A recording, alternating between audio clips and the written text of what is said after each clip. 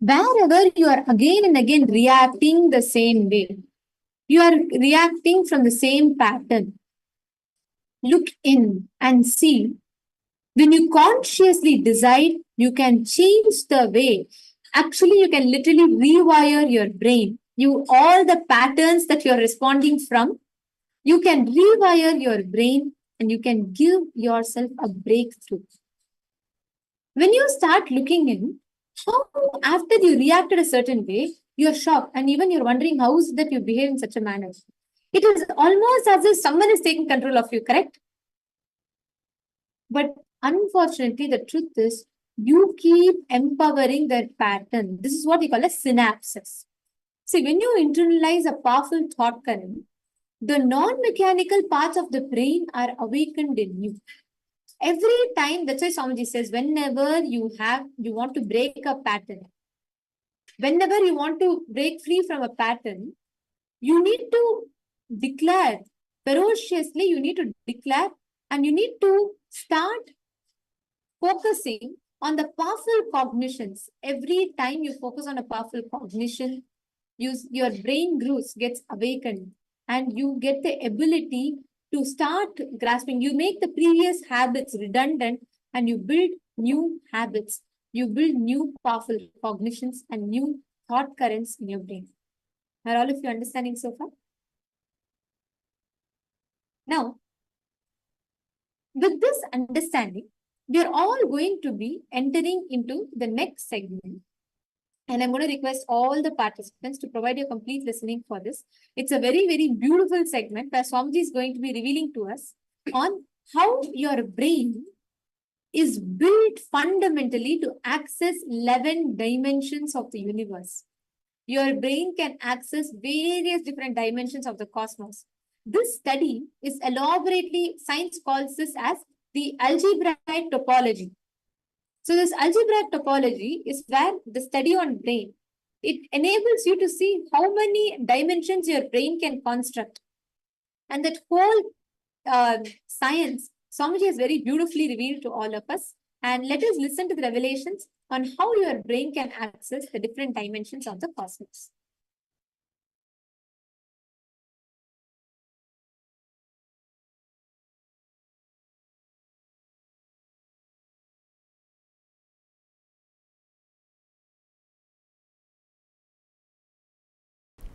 Please understand, your brain is actually constructed capable of grasping, cognizing, and functioning. Understand the word functioning, multi-dimensions of the universe.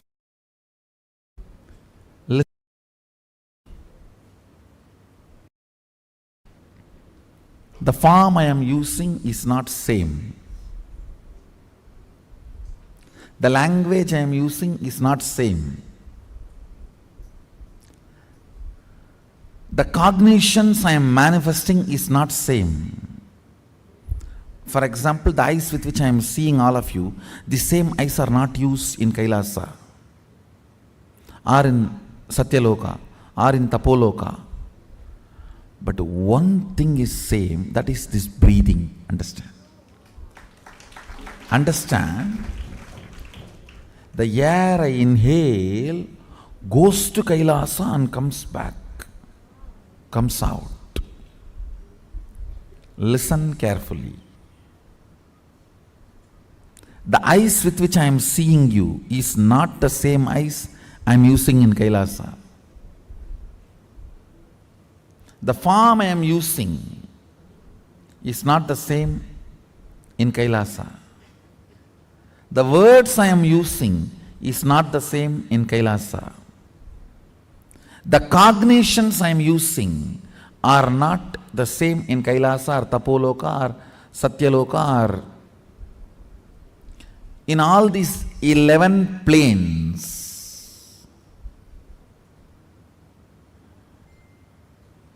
I should use the word 11 dimension, not planes. 11 dimensions, because 14 planes. In this plane, in this dimension, you have access to 3 planes. In Kailash dimension, you have access to 2 planes. I think it is too confusing. So, just listen to this word, 11 dimensions. Let's stop with it. So, the body I am using in this dimension is not the same body I am using in that dimension. The words I am using in this dimension is not the same words I am using in that dimension. The eyes I am using here is not the same in that dimension. The cognitions I manifest is not the same in that dimensions. But the breathing I am doing is the same in all 11 dimensions. That is the common thread which connects the consciousness with this body. Listen. Listen. That is the common factor connects consciousness with this body. Spanda. Connection.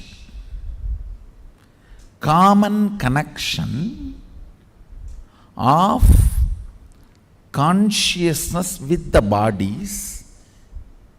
See, I have 11 various bodies in 11 various dimensions. Actually, little more than 11, the bodies I am using. All those bodies are connected through this breathing. That is why being in the breathing space only makes you manifest powers. Listen, I'll repeat.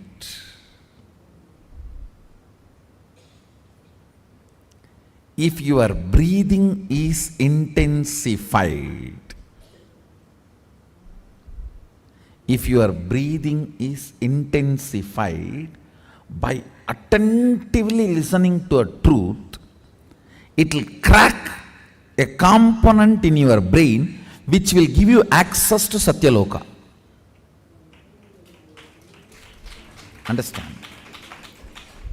If your breathing is intensified through dancing, kirtan,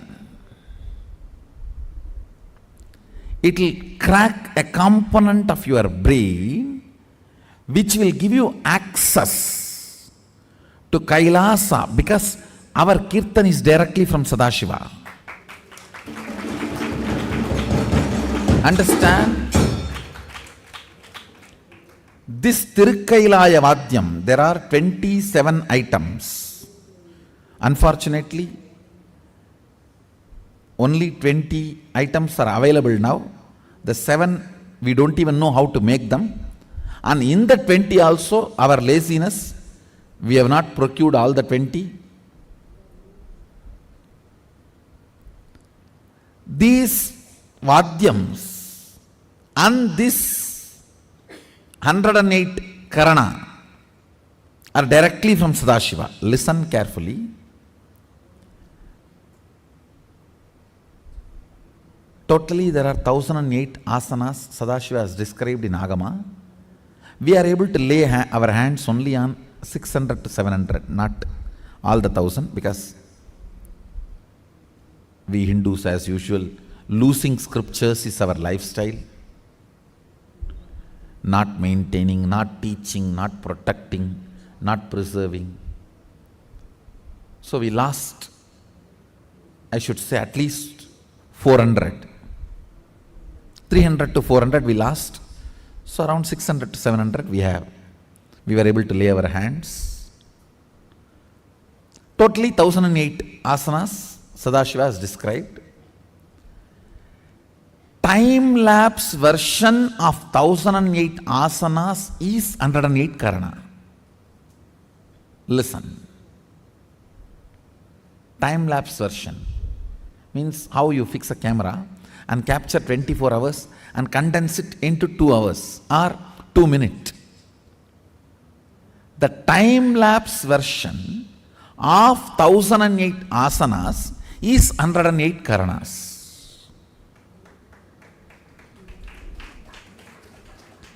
So, if your breathing is intensified through this 108 karana based kirtan, our kirtan is completely 108 karana based. Karana means gana in movement. Intensity in movement. Length, breadth, depth is gana. Gana in movement is karana.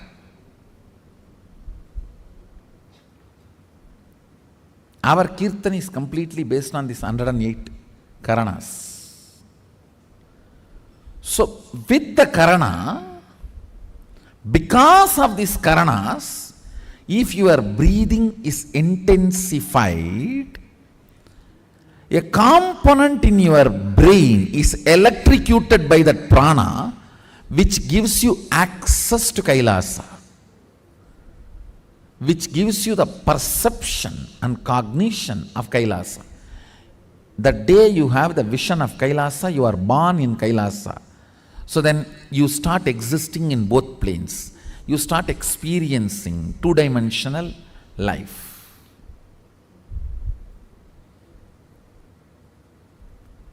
The more dimension life you manifest, more fulfilling you are, more complete you are, more Sadashivatva manifests through you. Understand? Understand? Through puja, if your breathing becomes very, listen, intense does not mean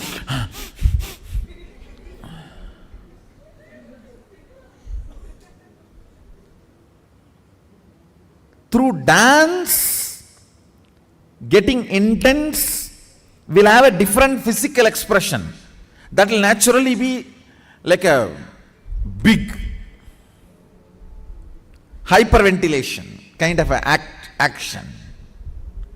But through puja, when your breathing becomes intense, it will not be hyperventilation type, it will be deeper ventilation type. Like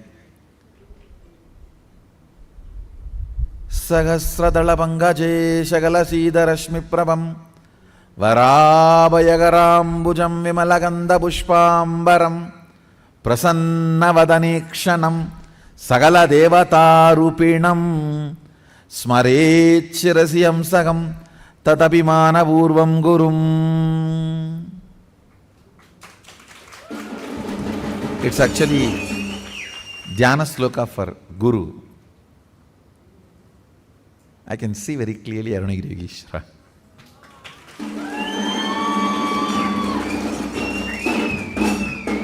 Sahasradala Pangaje Shagala Sida Rashmi Prabhambara Vayagaram Bujam Vimalaganda Pushpambaram Prasanna Vadanekshanam Sagala Devata Rupinam.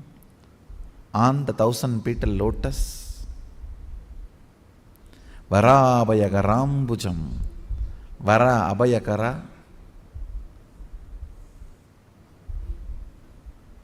Prasanna Vadanekshanam, with a beautiful, alive, Prasanna Vadana, smiling, welcoming. Prasanna cannot be translated just as a smiling or welcoming. Prasanna should be smiling, welcoming, alive, illumined, graceful. All that words should be added. Prasanna is something which brings you to the present. Prasanna Vadanekshanam Sagala Devata Rupinam, embodiment, are in the form of Sagala Devatas, all the gods and goddesses. Smarechirasi hamsaham tatapimana purvam gurum means with my breathing flow, hamsakam. See, hamsam is the integrity syllable of your breathing. Listen carefully. Integrity means being what you are known for.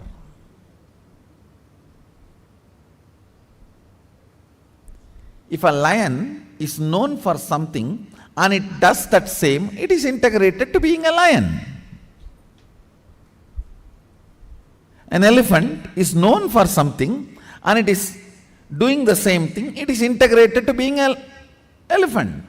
If suddenly elephant starts eating the flesh, what will happen? He is not known for it. If he does for what he is known, he is integrated to it. So, the integrity syllable of your breathing is hamsam. Hamsam. This hamsam is the ajapa japa mantra, unchanted mantra which gets chanted continuously by the integrity of your breathing. When your breathing gets into your system and comes out, the natural sound it makes is called hamsa. Hamsam. Understand? Where this hum sound takes a turn of some sound is Sahasrara. That is where Guru is sitting. That is why it is called hum. Please listen carefully. That is why he is addressed as Hamsakam. Where the hum turns into sam, his agam resides there. That is his house. If the hum does not turn into sam, you are savam. Understand? If the hum, listen carefully. If the hum is 100 unit and sam is less than 100, 99, you are just aham. If the hum is 100 and sam is 100, you are hamsa.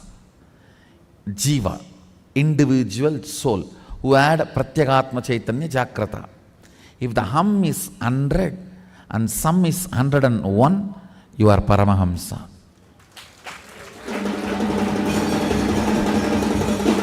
Listen carefully. This hum-sam proportion decides the level of integrity you have in your system. This hum-sam, that decides how many dimensions in your brain are open and available, accessible to you. Listen very carefully.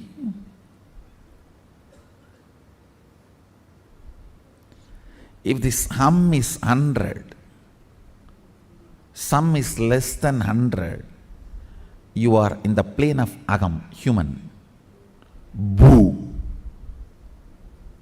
If the hum is 100, sam is also 100, you are hamsa, jiva who is awakened.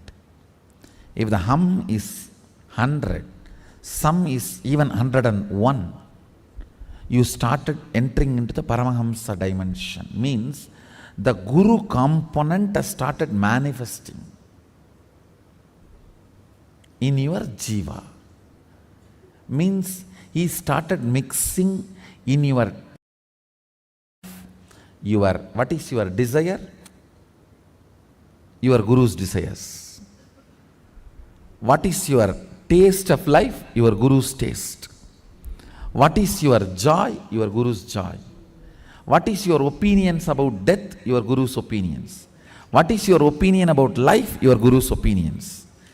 His taste, if it has started mixing in your brain,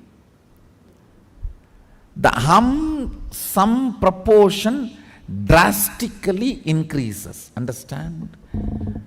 Actually, I am explaining the whole science of opening different doors of multi-dimensions of the universe to you. And now if you are opening your sleep dimension, your Sushupti dimension, Patala Loka only will open for you.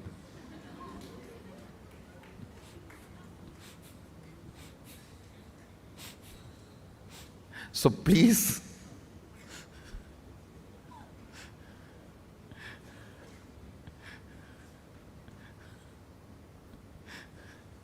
do not plan for Patala. Let's plan for Kailasa. Your breathing becoming intense, especially through certain activities, opens up those dimensions, those planes, and your brain awakens the ability to have access to those dimensions. Listen. Now, you are intensely listening to this truth, and even if it is going above your head, you are trying to let me.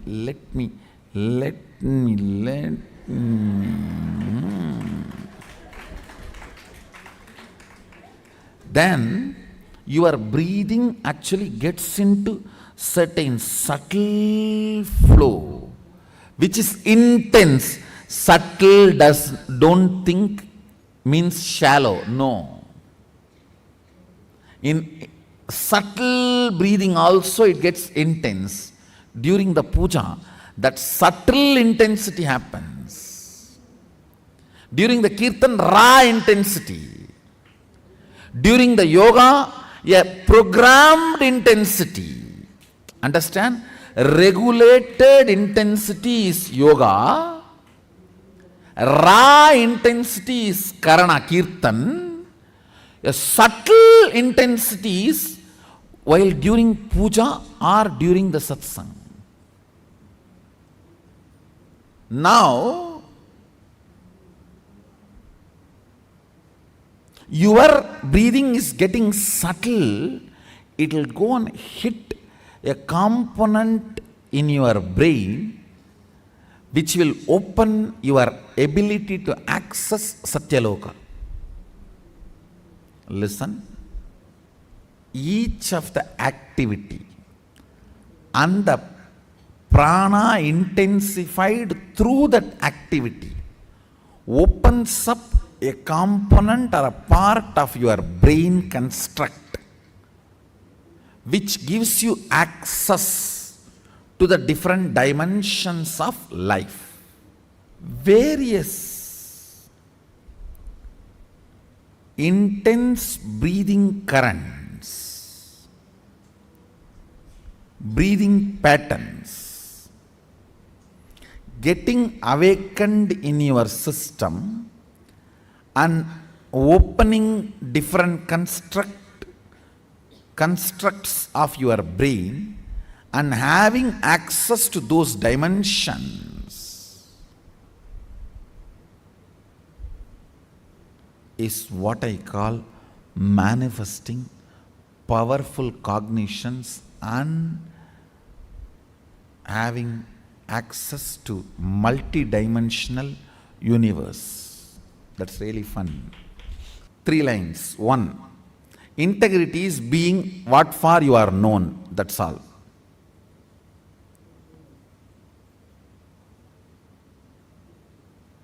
Second, various methods of making your breathing intense opens up different components and parts of your constructs of your brain, gives access to different dimensions.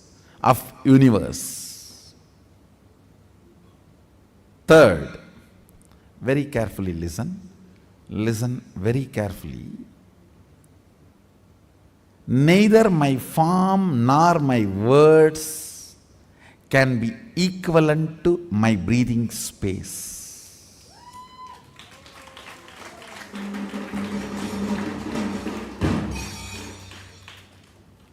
Because all these are different in other dimensions, but only my breathing is same in all dimensions.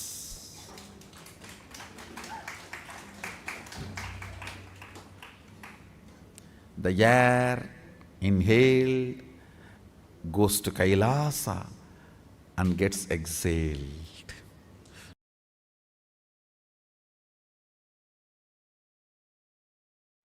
Facing yourself in the parallel universes will make you manifest powers and Paramashivatva spontaneously. Listen. Facing yourself in the parallel universes will make you manifest powers spontaneously. Let me repeat.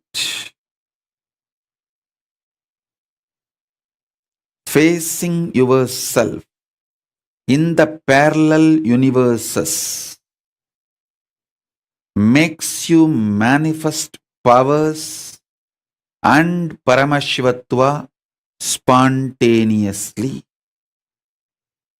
So listen.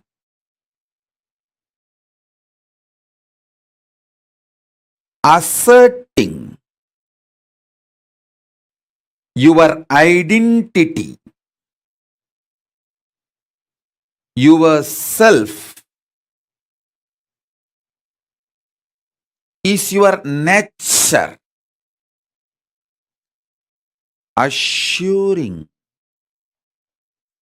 your higher existence to yourself, giving you the experience and opening of your higher existence to yourself is my responsibility. Listen.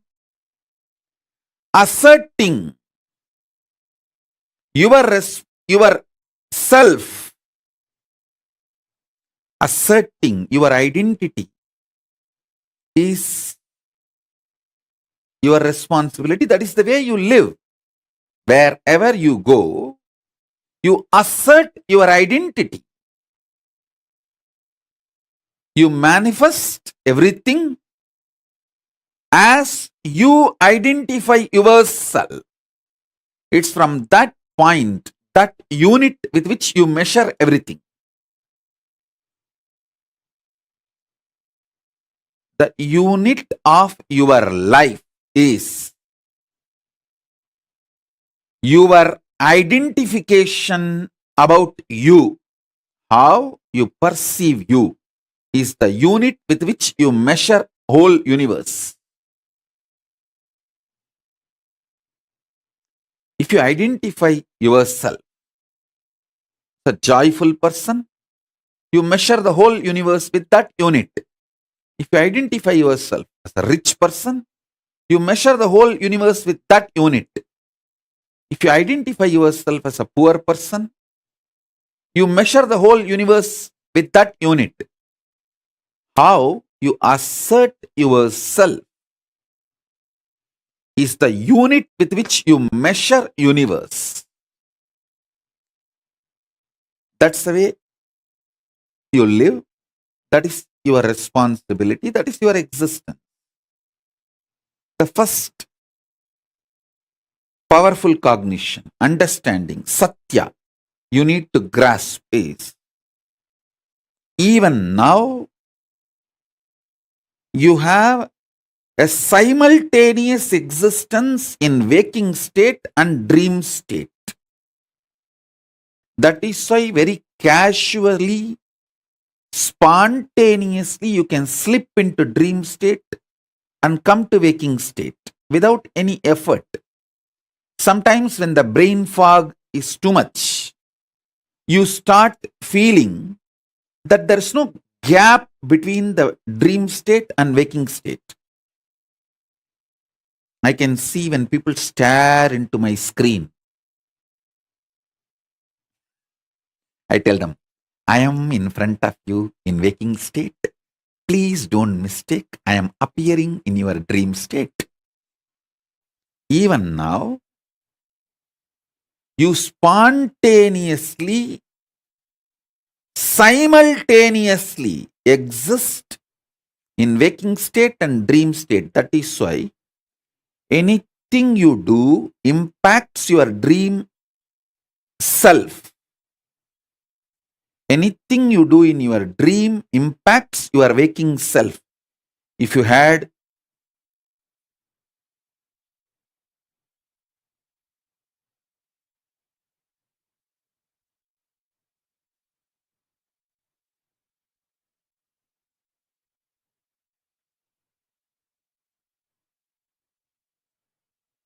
I'll give you the example. If you did not eat for 2-3 days, controlling yourself, hunger, or you did not get food, you will feast in the dream. Because what you are doing in the waking state is impacting yourself in your dream state. Same way, never use the restroom which you see in your dream. It's a trap. If you use the restroom in your dream, it is going to impact your waking body, the body which you use in the waking state. So, wake up to the truth. You can exist in more than one place simultaneously, spontaneously, slip into the different existences smoothly, easily. This is the first truth you need to cognize.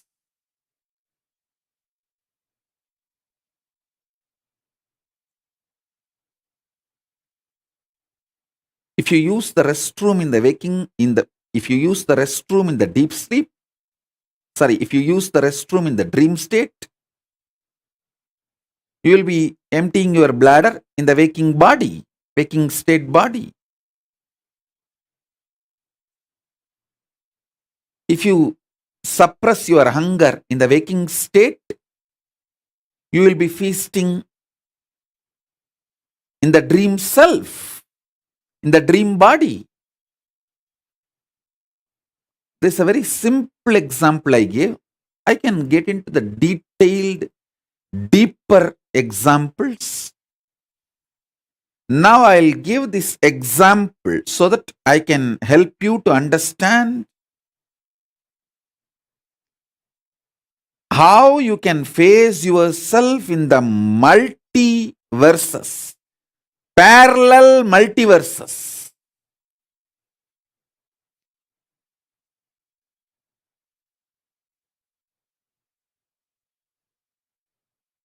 So for now, internalize this cognition. You exist in your waking state and dream state simultaneously and spontaneously. That is why without any difficulty, you can just slip into that state, that body, that self, and come back to this state, this body, this self. Your biochemistry is naturally prepared for you to slip into these different states and different selves,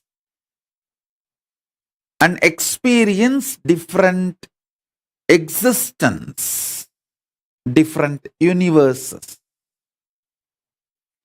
In waking state, the universe you experience is different, and the dream state, the universe you experience is different.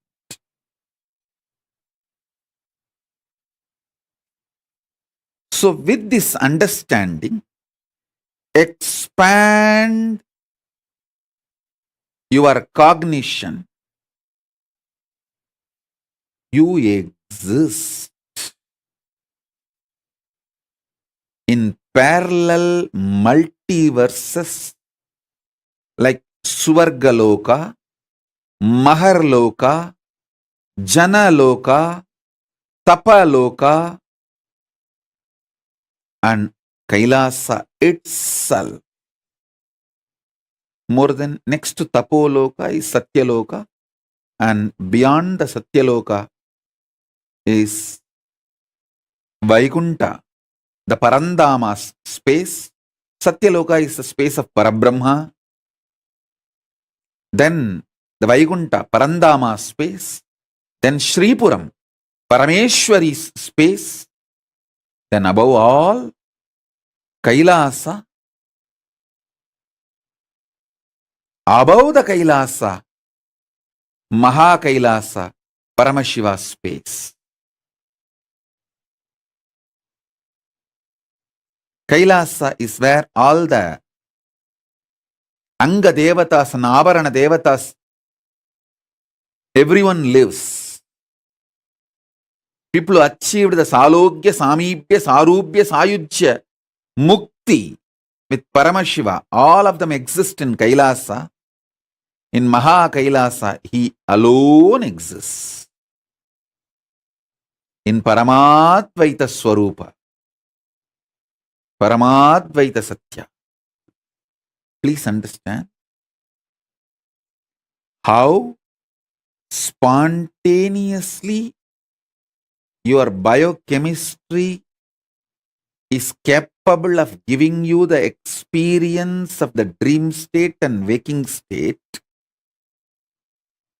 Same way your DNA, the awakened DNA through initiation.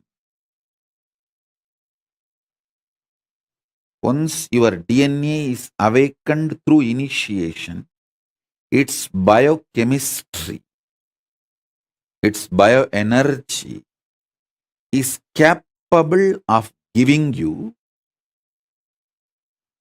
spontaneous, simultaneous experience of yourself in higher lokas.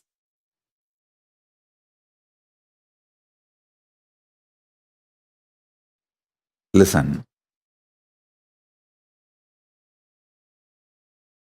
This idea of time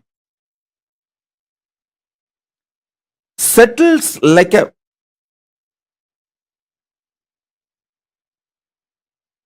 thick plastic layer on your brain,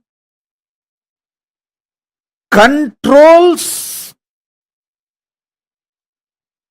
your fundamental cognitive efficiency of life. Listen to this truth deeply. The idea of time.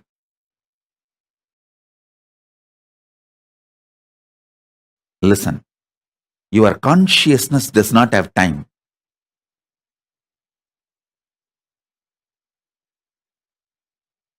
But the social idea of time settles on your brain like a thick plastic layer,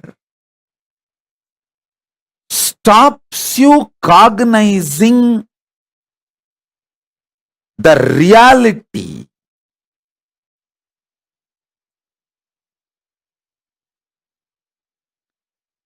your cognitive efficiency is severely damaged.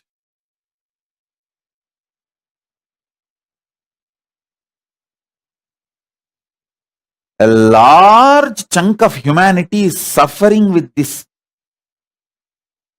brain damage. That is the reason this idea of one life, this idea of you will exist only something like a 70 to 100 years and finish enjoying everything within that 70 to 100 years, one life, let us freak out. All these stupid ideas, this idea of time is like a thick plastic put on your brain, which literally suffocates your cognitive efficiency, freedom to hold the vision, a larger vision. I tell you, the concept of time should be used only for day-to-day utility.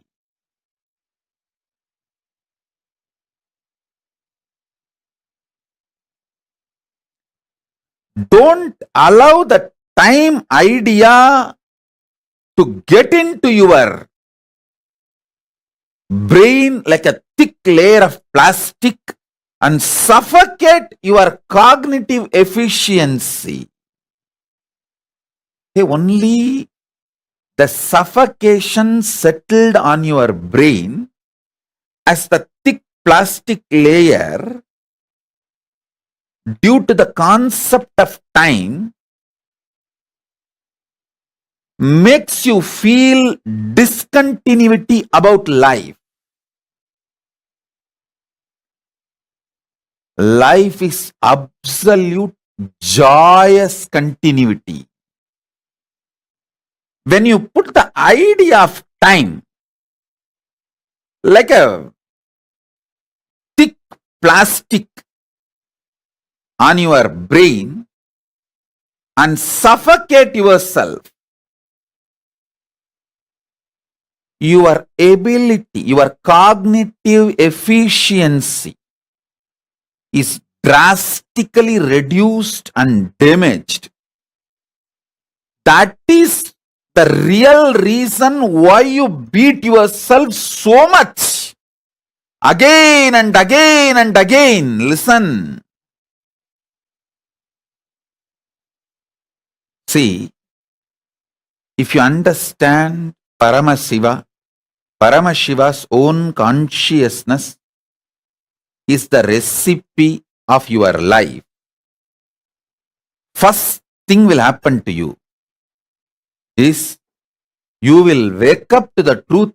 99% of your problems are happening in your brain, not in reality. You are beating yourself, destroying your health, wealth, life, everything, all your insecurity, fake life, everything starts from your cognitive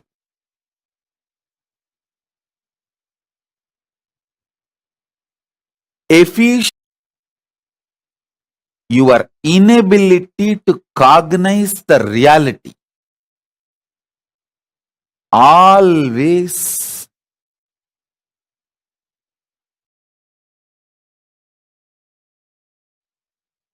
remember you, your desires, your intentions, all of them do not have time limitation.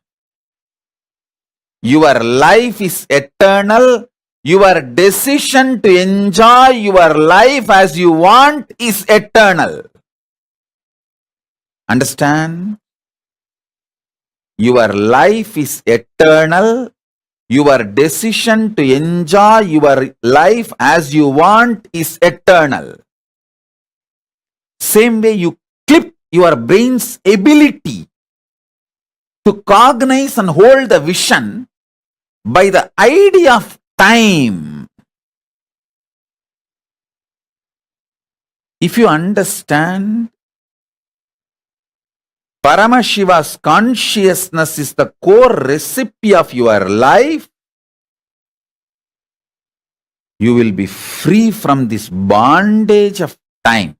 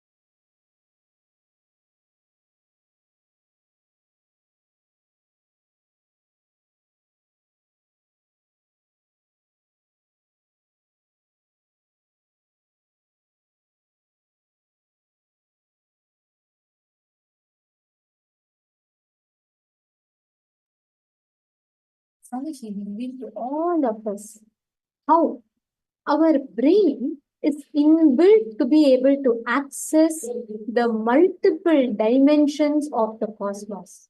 Our human brain can access the different dimensions of the cosmos.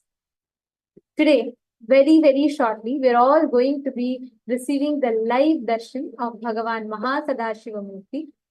And we're all going to be receiving the initiation where Swamiji is going to be awakening the subtle grooves. Swamiji is going to be awakening the brain grooves in us and initiating all of us to manifest the higher dimensions of the cosmos, the higher truths of the cosmos. And each one of us that are listening to the session, Revelations today, understand through the initiation, Swamiji is going to be awakening all of us to our peak highest possibility. When you start awakening your brain groups, see, we all have something called synapses in our brain, right? Like we were listening to in the last session. Every habit you build, your brain passes. So whenever a signal has to be passed, like you want to respond a certain way to certain something, a signal is passed. That is what we call as synapses. We have billions of such synapses that builds up our brain.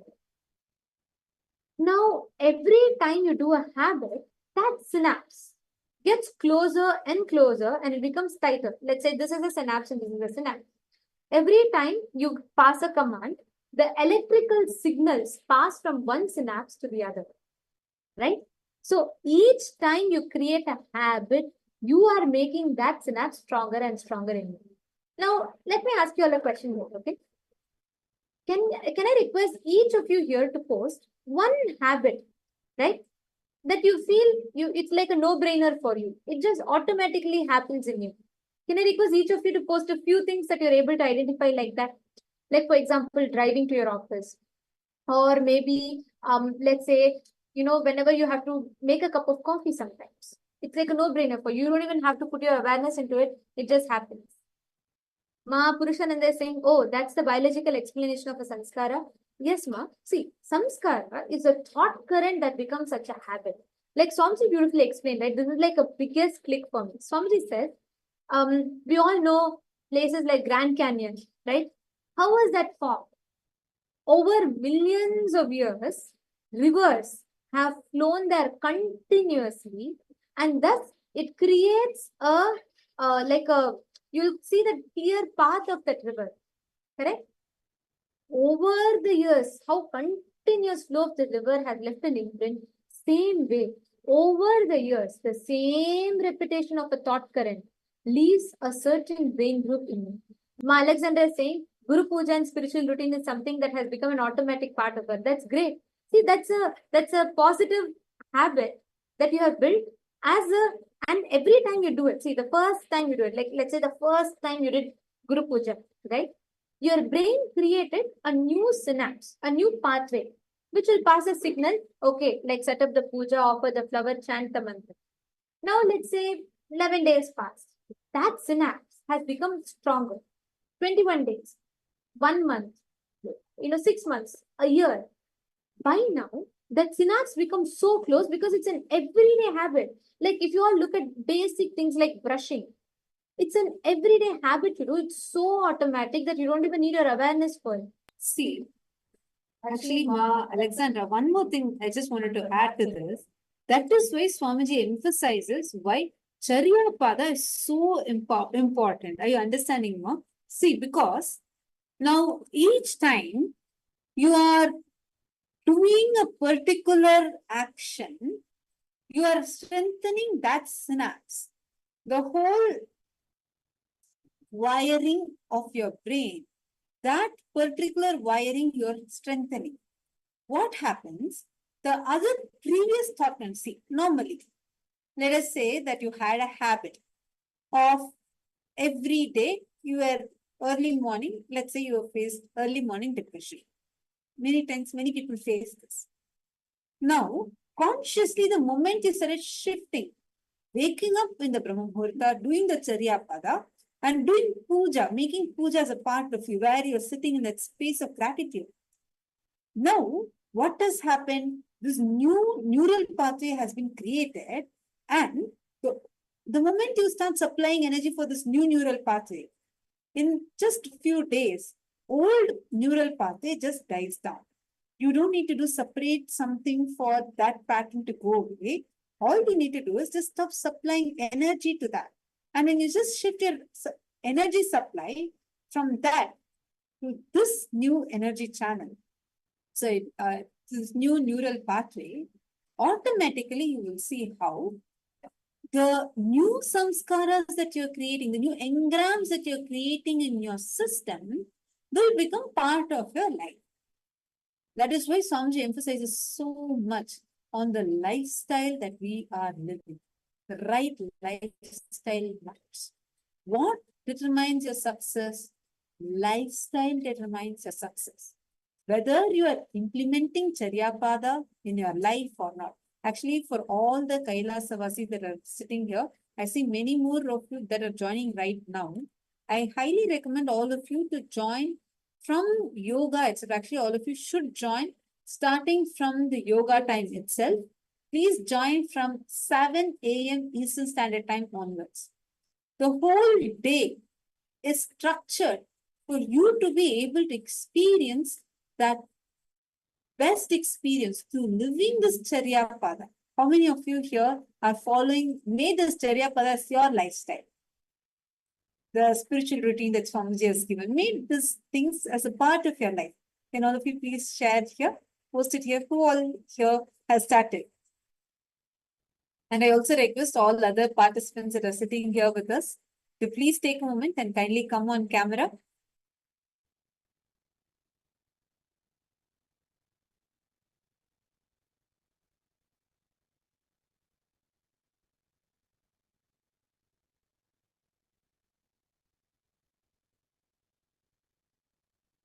Okay, fine. I see many of you.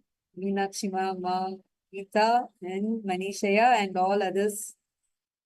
Christina. Who else? All others also please post here in the chat. Krista, great. So now, start joining. I see some of you who are joining from morning itself.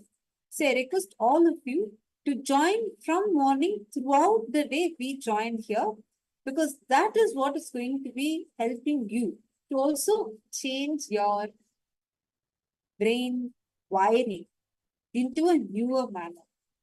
See, these actions that we do, we are repeatedly doing the same actions again and again and again. So when we are repeating the same set of actions so many times, it is becoming a part of us. See, one is even unconsciously you start operating from it. But the other part is we expect that life is going to show a new thing. A new thing is going to be happening to us. without actually changing our lifestyle. Someday I'll have this. Someday something will happen. Then suddenly I'll have my dream come true. That is not going to happen like that. If you want that shift to happen, now you need to shift your lifestyle for it. Krista is saying it's made such a huge difference in just the last few days. Wonderful. That is great. I'm also seeing, Krista, how sincerely you're coming and sitting and attending the whole program. That is wonderful. See, actually, Swamiji reveals a very powerful technique for how you can. Sorry about that. See, Swamiji reveals a very powerful technique. Krista, you should understand every single time in the last few days that you attended the program, every single time that you made a decision with powerful cognition and you took an action from that decision, you made one of your patterns weak. That is how you have a breakthrough. See, many times, if you start saying, Swamiji will always tell, there was once a person who was saying, Swamiji, I'm really trying to break free from my anger. But Swamiji, sometimes it just happens. It's not even in my control. It's like an automatic trigger system. When a person says that, I feel it's so wrong and I reacted. And then I don't know, I tried completion. Swamiji gives a very powerful technique. Swamiji said, next time, when you get angry, right? Don't try to suppress your anger or anything. Just stop. Like Swamiji says, just stop. Take a pause, then and that. It will be difficult. First time, you may even release it and you may be able to only hold it for a few minutes. It's okay. Just stop. Like you're going to get so irritated. Your words have come up until your mouth. You're just going to scold someone. Just pause. When you do this, Swamiji says, it creates, see, every time you get angry, you set a chain reaction that happens inside you. When you stop, you're breaking that pathway that has set. Swamiji says, just 11 consecutive times, if you do it, you break that pattern. You make that pattern weak, just 11 times. If you consecutively 11 times break it, in between again, if it stops, restart again. But 11 consecutive times, if you do it, any pattern, it will just leave you. If you become aware, Swamiji says, when you become aware of what it does to you, that pattern does to you, it'll leave you. Manisha is saying, yes, that is the issue with me. Aya, see, listen carefully, Manisha. I'll tell you one experience which I have witnessed from one of the participants that attended, right? This happened in 2018, right? In Bidadi. I'll never forget this. I met one person. He was from one of the devotees. He had come to attend, very new. He was first time he had come to meet Swamiji. He was attending his program for the first time. He was like, everything was fine. He had wealth, everything in life. Only one problem he was like majorly suffering with was chain smoke.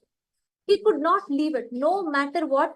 He used to tell, like, he had become an obese because of that habit. He has, his relationship with his wife had fallen apart because of his chain smoking. He could not spend enough time with his children because of his chain smoking. And he had strained his relationship with his parents because of everything messed up.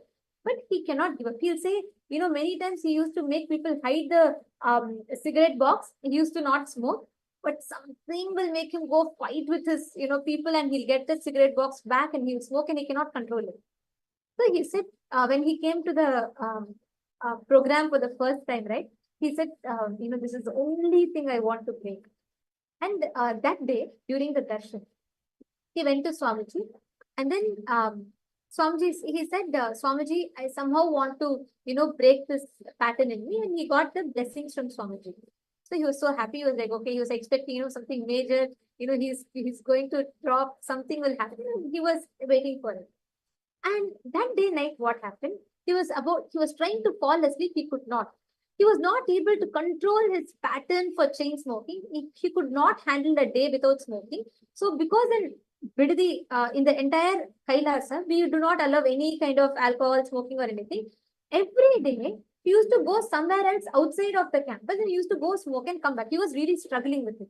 Once he comes back, he used to feel very guilty about it. He used to feel like, I feel so bad, this happened and all that. And he was so, he felt so bad about it. He felt so frustrated about it. And he went one day during the darshan, he went to Swamiji and he said, Swamiji, you know what? I have been trying, but even here I'm like every day I go out and I'm again falling prey to smoking and all that. What should I do? Should I tie myself up to the bed? What should I do? Swamiji looked at him and I'll never forget this one response. That person shared. He said, Swamiji looked at him. He expected Swamiji to tell something strong, like, oh, just do this, do that. Swamiji looked at him with such a compassionate smile and Swamiji said, you know what? Don't try to stop. Don't try to stop yourself. I only want you to do one thing. Today, if you get the urge to smoke, I just want you to do one thing. I want you to observe yourself. Don't feel guilty about it. Don't feel bad. Don't try to force yourself. Don't try to suppress. Don't feel angry. I want you to consciously smoke, right? He was shocked. The person who he was for the first time he was hearing someone try to smoke consciously. He's only heard his parents tell, go to some rehabs, hide it, force yourself, stop it, and all of that. He's been through so much of that pressure, and he's like, for the first time, he said, somebody smiled like a mother and so lovingly and told him that.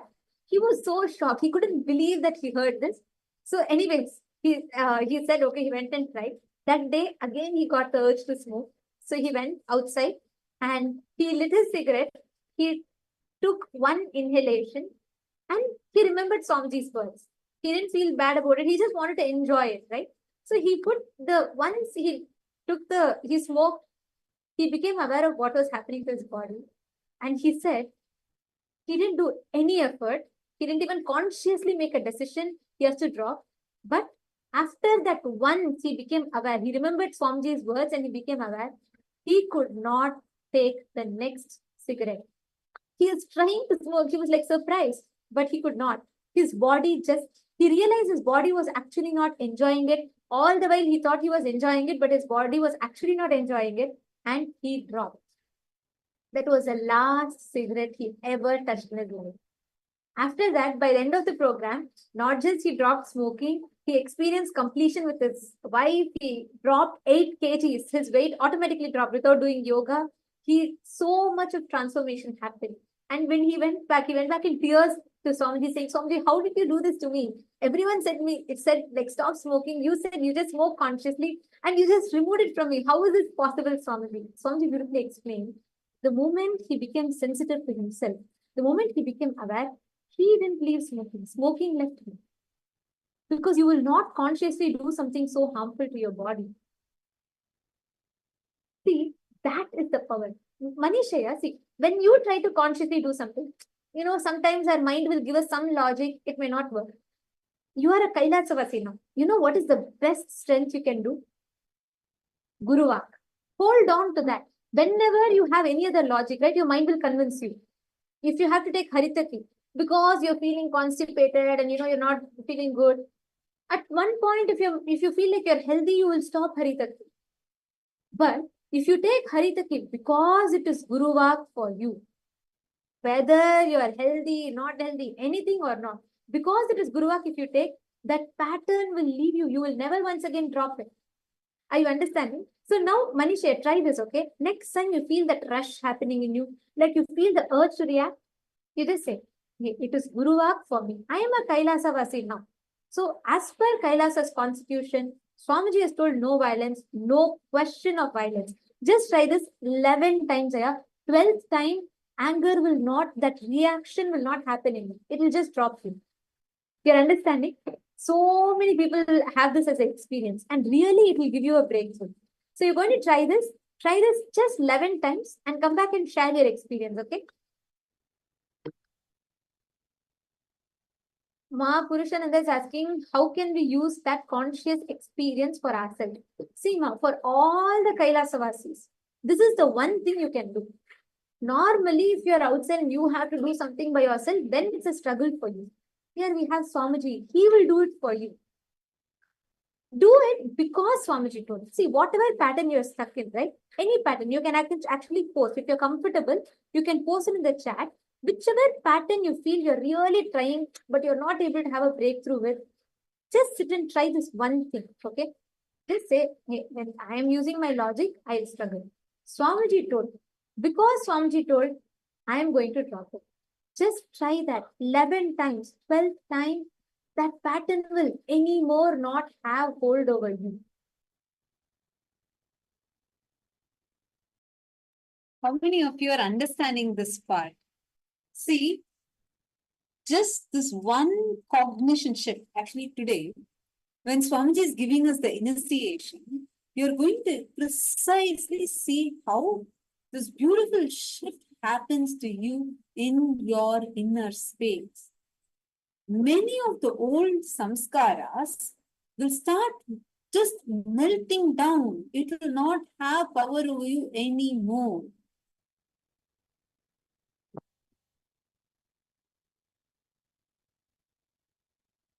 Mahapurushananda, could you repeat the question again? I was asking because Swamiji said, I will drop it. Is that what we should do? I'm not clear about this. Meaning, like, yes, see, if you do it from the context, hey, because Swamiji said, I'm going to do this, not only you will get what you're thinking as the benefit you'll get from that action, but many other patterns will get burnt down.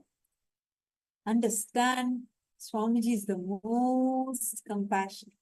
He is the one who has been there with you, not just from now, even before you assumed this body, even before you got a consciousness as an individual consciousness itself. And he is the one who is there throughout. Who's going to be there even after you leave the body? Just understand. Whatever Swamiji tells, just take that. You don't even need an explanation. See, Swamiji gives a lot of context and explains to us. But understand inside of you, what Swamiji says, do it because Swamiji is telling, let me do. You will be showered with so much of auspiciousness and blessings, where suddenly, even in various other aspects of your life, you will start having breakthroughs. Can I request all the participants here to share how many of you are seeing things like this that have happened to you in your life? You did one thing, but because of that, meaning you did something because saying, Swamiji said, so let me do this. You saw multiple other ways you're having breakthroughs in your life. Today, during the rewiring the brain initiation, literally Swamiji is going to be doing that rewiring process inside your brain, where Swamiji is going to be removing many of the older patterns, the negative patterns, the negative cognitions that you're holding on to, and giving you a completely new experience. The whole inner space is going to get thoroughly, like a new wiring is going to happen to you inside. It's a very powerful, profound process Swamiji is going to be giving to all of us. And today, just through this initiation, all of you, whoever is stuck, how many of you have some patterns like this that you really want to break free from? And you want to rewire your brain to be like highly, blissful, highly energetic, highly active. How many of you want to break some patterns that you're stuck in? Post in the chat. All the participants that are here, Mavani Goyal, Ma Maluhya Mauna, Ma Shunte Chiyu, and Ma Jessica Morton. Come on, every one of you, all the Kailasavasis and everyone else. How many of you have some patterns you really want to have a breakthrough in?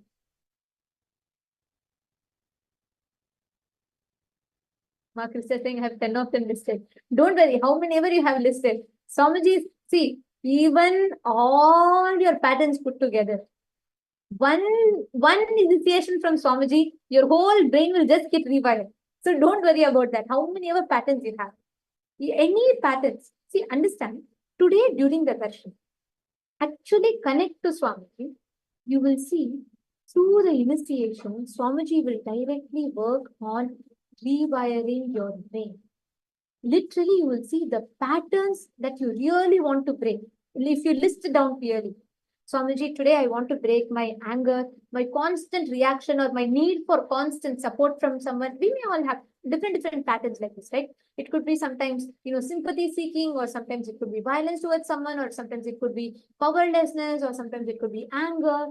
All the patterns that you really feel has become like uncontrollable habit of you. Put it down, write it down. Today during the darshan, connect to Swamiji and ask Swamiji, just tell Swamiji, I really want to have a breakthrough in this. Please remove this pattern from me. You will really feel how the breakthrough will start manifesting for you. Suddenly you will see that pattern will lose power over you. Just connect to Swamiji. That is why initiation and darshan is the most powerful way. Because if you do, will normally take so